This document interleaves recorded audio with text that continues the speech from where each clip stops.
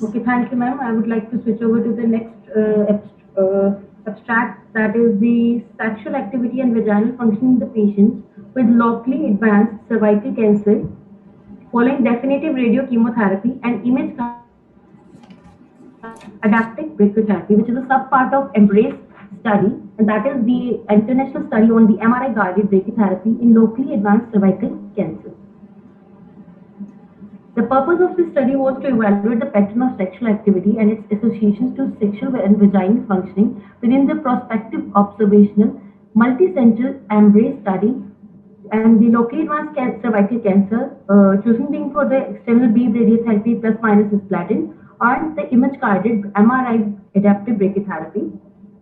In this material method, we took it. The trial was done from 2008 to 2015, and it included around 1,416 patients from around 22 centers, which were included in the EMBRACE and were treated with the combined EBRT plus minus chemotherapy and image guided adaptive brachytherapy following the GEC ISTRO recommendations.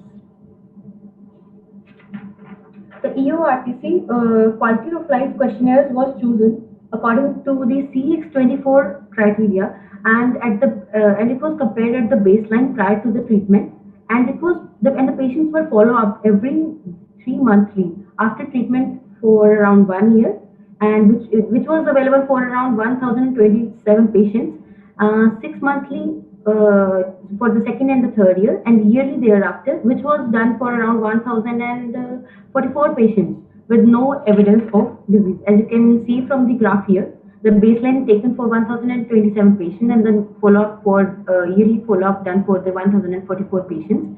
As this graph was depicting here, that the sexual activity, it was coming out to be increasing as this graph is depicting. It is showing the inclining.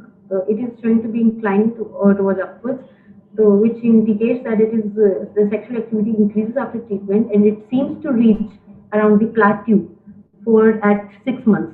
As you can see my cursor moving, it is around 6 months that is it will seem to be reaching the plateau phase. Coming to the sexual frequency, for the patients being frequently sexually activity, patients undergoing frequent sexual activity, it was around 46.3%. Patients having no sexual activity, it was seen to be around 41.5%, and the patients undergoing occasional sexual activity was seen to be 12.3%. When the vaginal functioning was assessed, vaginal functioning was basically assessed for the problems like dryness, shortening, and tightening, which were significantly correlated with the dyspareunia patient was suffering from. And the vaginal functioning in sexually active patients, it was seen to be depicted with the only two pain factors, that is the vaginal dryness and the pain during intercourse. The vaginal dryness, it used to be increased after the treatment, and thereafter there was no improvement seen later on, showing this plateau phase. And pain during intercourse, it was seen to be increasing after the treatment, and it seems to show only slightest improvement over the time as this graph was going downwards. So it was depicting to be having a bit of the improvement as we move on for the further months of stages.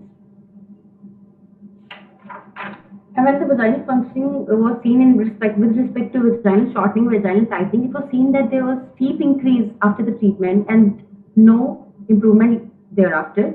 And also a little vaginal shortening seemed to be gradually increasing, as is seen from the above line inclining upwards.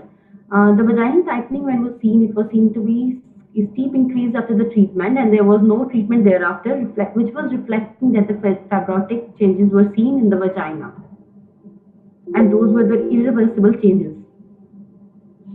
So, coming to the conclusion of the above four graphs, it was seen that there was a strong association between the vaginal shortening and tightening, which was depicted by the Sperman's Rho constant, and it is a non-parametric test used to measure the strength of association between the two variables. Here, the two variables being the vaginal shortening and the vaginal tightening.